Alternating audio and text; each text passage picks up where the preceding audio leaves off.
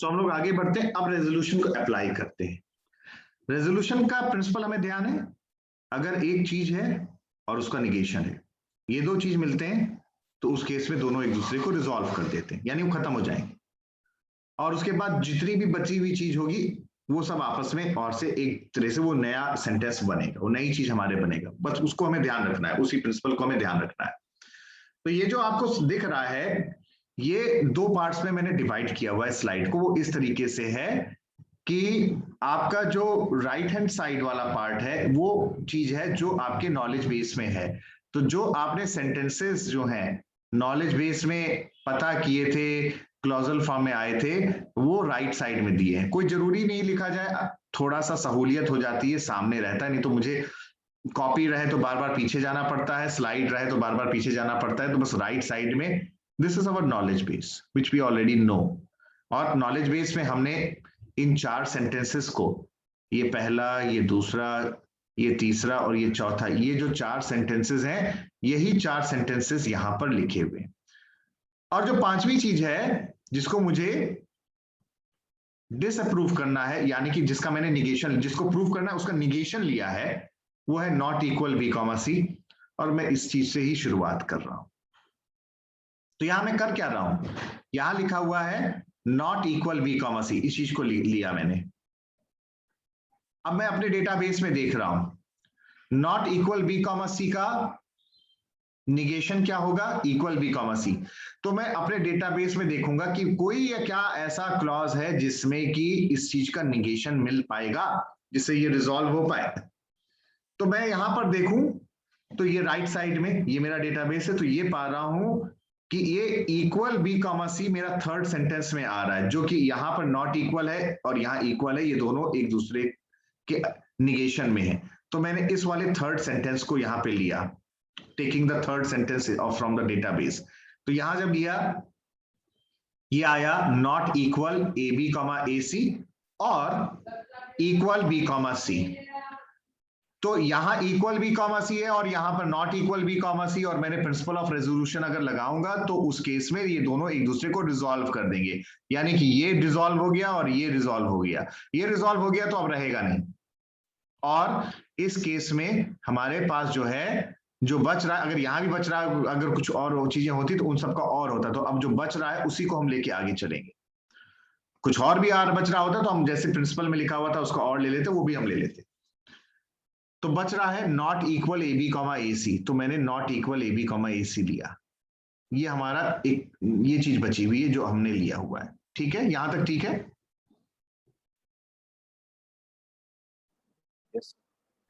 अब जो मेरे पास आया not equal A B comma A C, अब मैं फिर से देख रहा हूं अपने नॉलेज बेस में, क्या इसका भी क्या कहीं कोई ऐसा मेरे पास लिटरल, इसको भी हम निगेट करना चाहते हैं, जैसे रेजोल्यूशन को अप्लाई करके इसको भी मैं रिजॉल्व करूं। तो मैं अपने डेटाबेस में देख रहा हूं not equal A B comma A C के का negation equal A B comma A C मेरा सेकंड सेंटेंस में आ रहा है। तो मैंने अब सेकंड सेंटेंस को लिया। सेकंड सेंटेंस क्या है, पूरा नॉट आइसोसेलेस एबीसी और equal A B comma A C. अब यहां पर अगर देखा जाए तो उस केस में यहां equal A B comma A C है, यहां not equal A B comma A C है, तो एक दूसरे को ये यहां पर रिजॉल्व कर देंगे। जो दो हमारे एक दूसरे के निगेशन में आ रहे हैं, हम उन दोनों को लेते हैं और हम उन दोनों एक दूसरे को रिजॉल्व कर देते हैं। तो हमारे लिए यहाँ क्या जरूरी है, अगर तुम देख रहे होगे जो पहली बार हुआ तो मैं वो आइडेंटिफाई करने की कोशिश कर रहा था नॉलेज बेस में, क्या मुझे निगेशन मिल रहा है उस चीज का, किसी चीज का। फिर आगे जा रहा हूं, फिर मैं वही देख रहा हूं। अब यहां पर भी जब रिजॉल्व हो जाएगा तो बच क्या रहा है, सिर्फ बच रहा है नॉट आइसोसेलेस। ये जो जा रहा है इन दोनों के, ये जो आपके लाइंस बने हुए, लाइंस का मतलब इन दोनों पे हमने प्रिंसिपल ऑफ रेजोल्यूशन लगाया, तो बच क्या रहा है, बच रहा है नॉट ऑफ आइसोसेलेस एबीसी। ठीक है, यहां तक ठीक है।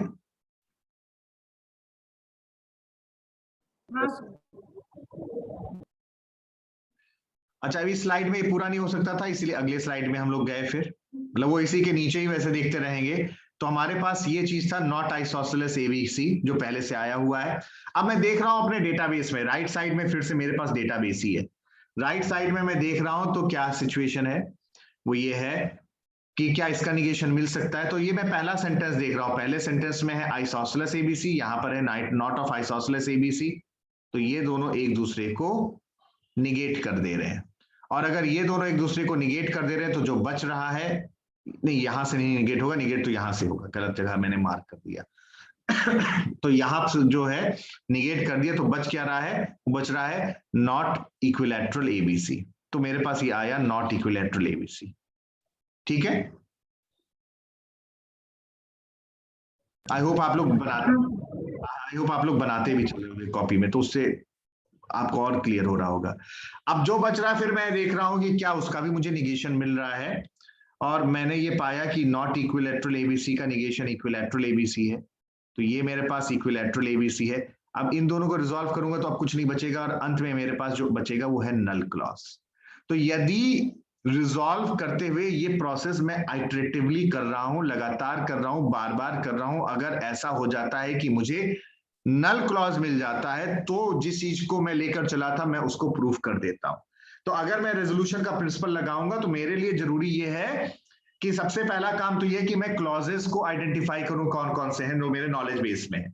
दूसरा स्टेप क्या आता है, वो कि जिस चीज को मुझे प्रूव करना है उसका निगेशन लूं। इस प्रिंसिपल को कहते हैं प्रिंसिपल ऑफ रेफुटेशन। ये सारी की सारी चीज मेरे नॉलेज बेस में अब है, उस चीज को लेकर चलता हूं जिसको मुझे डिसअप्रूव करना है, यानी प्रिंसिपल ऑफ रेफुटेशन के थ्रू, और फिर एक एक उसको आइडेंटिफाई करते रहते हैं कि क्या हम प्रिंसिपल ऑफ रेजोल्यूशन लगा सकते हैं। ये प्रोसेस आइटरेटिवली तब तक चलता जाता है जब तक कि या तो मुझे नल क्लॉज मिल जाए। अगर मुझे नल क्लॉज मिल जाता है तो मैं फिर कंक्लूड करता हूं रेजोल्यूशन प्रिंसिपल के थ्रू कि मैंने जो चीज कहा था मैंने उसको प्रूव, जो चीज हमें प्रूव करना था वो प्रूफ हो गया है। तो हमें नल क्लॉज तक पहुंचना है। ठीक है,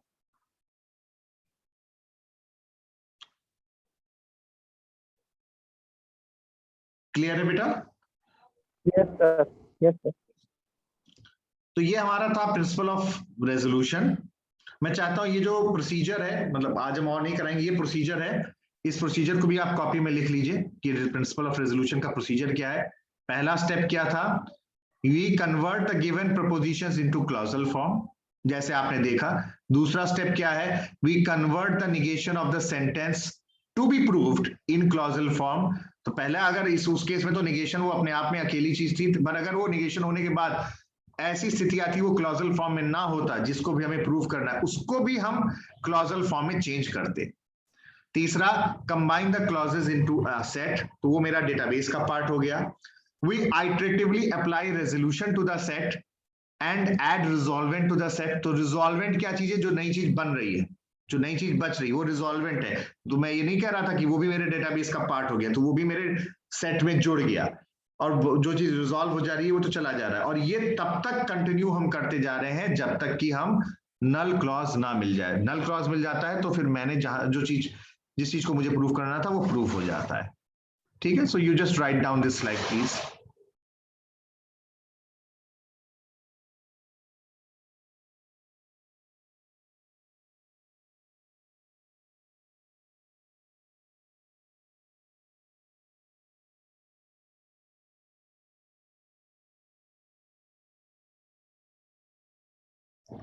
और आपका हो जाता है कॉपी में तो बता दीजिएगा।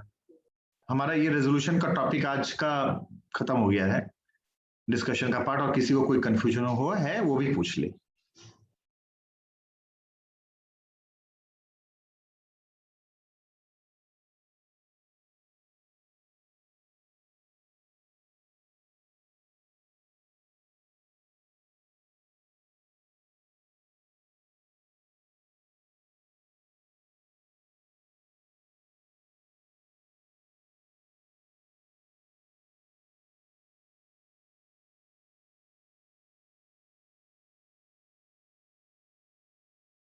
सर हो गया। सो आई होप हम लोग ने आज बड़े आराम से एक टिपिकल टॉपिक को समझा है, और किसी को कोई कंफ्यूजन नहीं होगा, सबको क्लियर हुआ होगा, आई होप सो। फिर भी मैं यस सर।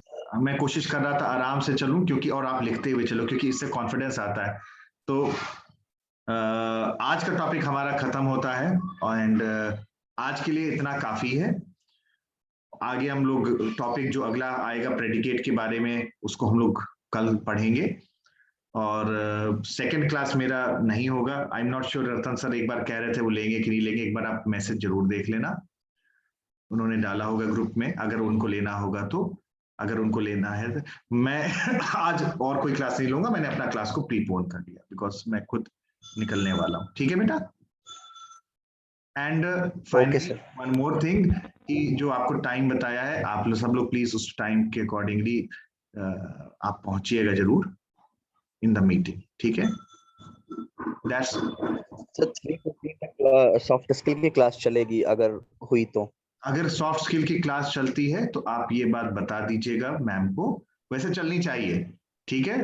आई थिंक 2:25 से चलेगी वो चलेगी, अगर चलेगी तो आप मैम को बता दीजिएगा कि मैम जैसे आपकी अटेंडेंस मिले, ये भी जरूरी है कि मैम को ये बता दीजिएगा कि मैम आज एचओडी सर की तरफ से मैसेज आया हुआ है कि एक मीटिंग कॉल की गई अर्जेंटली। ठीक है। And you are permitted from my side, that's not an issue. और अगर उनको कोई कंफ्यूजन है, किसी को कुछ पूछना है तो मुझसे पूछ लें। ठीक है। Okay sir. Okay, beta. Thank Okay, you, sir. everyone. Bye for Thank you, today. sir. Happy learning. Thank you, sir.